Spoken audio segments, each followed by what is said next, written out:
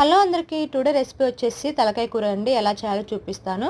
ఒక కేజీ తలకాయ తీసుకొని శుభ్రంగా వాష్ చేసుకొని పక్కన పెట్టుకొని కుక్కర్ తీసుకొని తలకాయ కూరని దాంట్లో వేసుకొని కొంచెం ఉప్పు, పసుపు, ఒక గ్లాస్ వాటర్, ఆయిల్ వేసుకొని స్టవ్ మీద పెట్టి 3 విజిల్స్ వచ్చే వరకు ఉడికించుకోండి. దాన్ని తీసి పక్కన పెట్టి స్టవ్ మీద మట్టి పాత్ర పెట్టుకొని ఆయిల్ వేసుకొని ఆయిల్ హీట్ అయిన తర్వాత చెక్క, లవంగం, సన్నగా తరిగిన పచ్చిమిర్చి, ఆనియన్స్ వేసుకొని ఫ్రై చేసుకోండి. ఇప్పుడు కొంచెం పసుపు, అల్లం వెల్లుల్లి పేస్ట్ వేసుకొని పచ్చివాసన వరకు మగ్గించుకోండి.